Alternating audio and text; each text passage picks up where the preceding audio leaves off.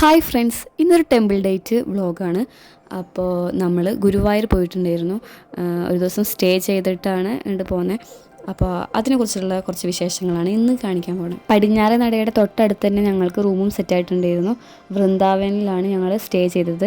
Per ഡേക്ക് 950 രൂപയാണ് ഞങ്ങൾക്ക് ചിലവ് വന്നിട്ടുണ്ടായിരുന്നത്. അത്യാവശ്യം നല്ല സ്പേഷ്യസ് ആയിട്ടുള്ള ക്ലീൻ ആയിട്ടുള്ള റൂം തന്നെയാണ് കിട്ടിയിട്ടുണ്ടായിരുന്നത്. അവിടെ എ സിയും നോൺ എ സിയും ഉണ്ട്. ഞങ്ങൾ നോൺ എ സിയാണ് ചൂസ് ചെയ്തത്. റൂമിൽ നിന്ന് ഞങ്ങളെല്ലാവരും ഒന്ന് ഫ്രഷപ്പ് ആയിട്ട് ഞങ്ങൾ തൊഴാൻ അമ്പലത്തിലോട്ട് ഇറങ്ങി.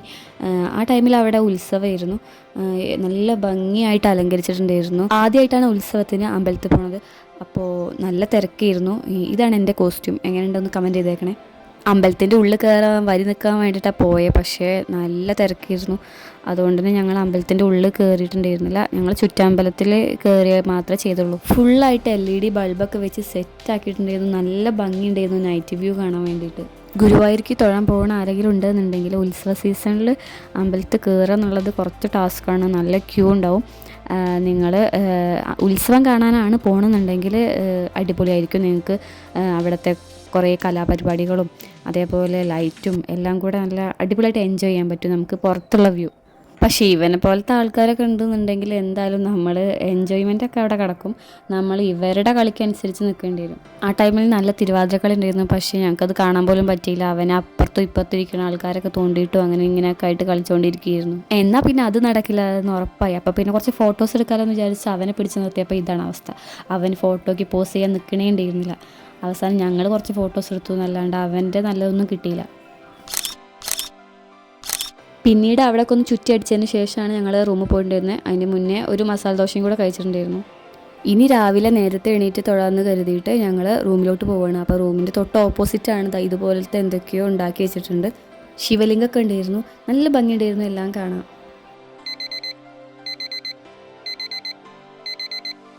Good morning. അങ്ങനെ ഞങ്ങൾ ഒരു മണിയൊക്കെ ആയപ്പോൾ തന്നെ ഞങ്ങൾ എണീറ്റ് എല്ലാവരും ഫ്രഷ് ചെയ്ത് ഒരുങ്ങുകയാണ് അമ്പലത്തിൽ പോകാൻ വേണ്ടിയിട്ട്. ഇന്നലെ മേടിച്ചിട്ടുണ്ടായിരുന്ന കൊലുസാണ്. അപ്പോൾ അത് ഇട്ടിട്ട് വേണം പോകാൻ വേണ്ടിയിട്ട് എന്ന് പറഞ്ഞിട്ട് അവൾ അത് ഇട്ടുകൊണ്ടിരിക്കുകയാണ്. അതിൻ്റെ ഇടയിൽ കൂടെ അത് അമ്മ മാറ്റി റെഡി ആയിട്ട് ഞങ്ങൾ വെയിറ്റ് ചെയ്തുകൊണ്ടിരിക്കുകയായിരുന്നു. പുതിയ സെറ്റ് മുണ്ടൊക്കെ എടുത്തതിന് ഫോട്ടോ എടുത്ത് തരാൻ വേണ്ടിയിട്ട് പറയുമായിരുന്നു. നല്ല ഭംഗിയില്ലേ സെറ്റ് മുണ്ട് കാണാൻ വേണ്ടിയിട്ട്. അപ്പോൾ ഞങ്ങൾ ഇതാ ഇറങ്ങിയിട്ടുണ്ട് റൂമിൽ നിന്ന്. ഞങ്ങൾ 3 പേര് മാത്രമാണ് പോണത്. ആദ്യം ക്യൂ നിന്നിട്ട് എന്താണ് അവസ്ഥ നോക്കിയിട്ട് അവരെ വിളിക്കാമെന്ന് വിചാരിച്ചത്. അപ്പോൾ പൂവൊക്കെ വഴിയിൽ നിന്ന് വാങ്ങിച്ചു. എന്തായാലും ടെമ്പിൾ ലുക്ക് ആകുമ്പോൾ നമുക്കൊരു പൂവ് മസ്റ്റാണല്ലോ. അപ്പോൾ ആദ്യമായിട്ടാണ് ഇങ്ങനെ ബൺകട്ട് ഒക്കെ കെട്ടിയിട്ട് പൂവൊക്കെ വെക്കണേ. എനിക്ക് ഒട്ടും ചേരില്ല എന്നാണ് ഞാൻ ആദ്യം കരുതിയിട്ടുണ്ടായിരുന്നത്. പക്ഷേ പേഴ്സണലി എനിക്കിഷ്ടപ്പെട്ടു. ഇനി നിങ്ങളുടെ അഭിപ്രായമൊക്കെ ഒന്ന് കമൻറ്റ് ചെയ്തേക്കണേ. അങ്ങനെ ഞങ്ങൾ അമ്പലത്തിലോട്ട് വേഗത്തിൽ പോകാൻ നോക്കുകയാണ്. അപ്പോൾ ഞങ്ങൾ പോകുമ്പോൾ വഴിയിലൊന്നും അങ്ങനെ തിരക്കൊന്നും ഉണ്ടായിരുന്നില്ല. അങ്ങനെ ഇവിടെയൊക്കെ എത്തിയപ്പോൾ ഒന്നും ഒറ്റൊരാളും അവിടെ ഒന്നും ഉണ്ടായിരുന്നില്ല. ഇവിടെയൊക്കെ ഇങ്ങനെ ഒഴിഞ്ഞു കിടക്കുന്നത് ആദ്യമായിട്ടാണ് കാണുന്നത്.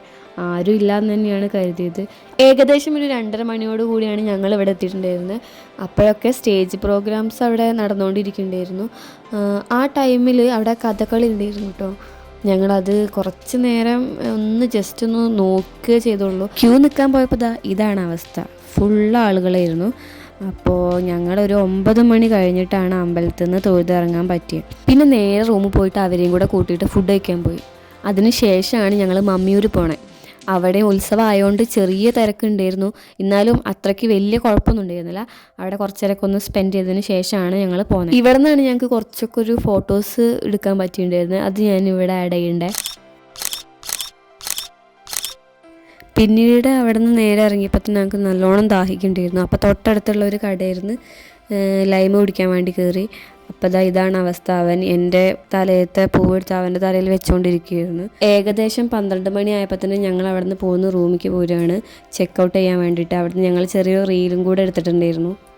ഇനി നെക്സ്റ്റ് പോകാൻ പോകുന്നത് പുന്നത്തൂർ കോട്ടയിലേക്കാണ്. എന്തായാലും ഗുരുവായൂർ വരുന്നവർ അധിക പേരും ഇവിടെയും കൂടെ വിസിറ്റ് ചെയ്തിട്ട് അവരും പോകുന്നുണ്ടാവുക. അപ്പോൾ ഞങ്ങൾ എല്ലാ പ്രാവശ്യം വരുമ്പോഴും ഇങ്ങോട്ട് വരാറുണ്ട്. ഉത്സവ സീസണൊക്കെ ആയതുകൊണ്ട് ആനകളൊക്കെ കുറവായിരുന്നു. എന്നാലും കുറച്ച് പേരൊക്കെ കാണാൻ പറ്റി. അപ്പം അങ്ങനെ നടന്നു പോകുന്നതിൻ്റെ ഇടയിൽ കൂടെ ഇവനെ കണ്ടേ. കുറേ പേര് ഇവൻ്റെ അടുത്തുണ്ടായിരുന്നു. ഇവൻ്റെ കളികളൊക്കെ കാണാൻ നല്ല രസമുണ്ടായിരുന്നു. ചെളിവെള്ളമൊക്കെ തെറിപ്പിക്കുന്നുണ്ടായിരുന്നു. ഇത് ആനനെ കാണിച്ചു തരുമോ? ദിവസേ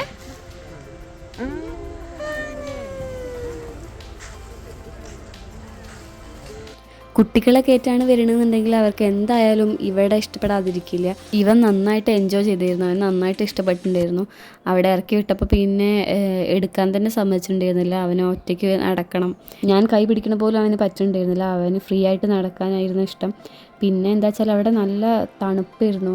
നമ്മൾ ആ പൊരി വെയിലത്തുനിന്ന് വന്ന് കയറുമ്പോൾ ഇവിടെ നമുക്കൊന്ന് കടന്നുറങ്ങാൻ തന്നെ തോന്നും. അത്രയും തണുപ്പും കുറേ മരങ്ങളും പക്ഷികളുടെ ചിലക്കലും എല്ലാം കൂടെ ആയപ്പോൾ എന്താ അടിപൊളിയായിരുന്നു. നല്ലൊരു കൂൾ മൈൻഡ് തന്നെ കിട്ടി. ഏകദേശം 1:30 ആയപ്പോൾ പിന്നെ ഞങ്ങൾ അവിടെ നിന്ന് ഇറങ്ങാൻ വലിയ താല്പര്യമൊന്നും ഉണ്ടായിരുന്നില്ല. പിന്നെ ഫുഡ് കഴിക്കാനും കൂടെ ഉള്ളതല്ലേ വെച്ചിട്ട് ഇറങ്ങിയതാണ്. അങ്ങനെ അത്രയേ ഉള്ളൂ ഇന്നത്തെ വ്ളോഗ്. ഇനി മറ്റൊരു വീഡിയോയുമായിട്ട് വീണ്ടും കാണാം.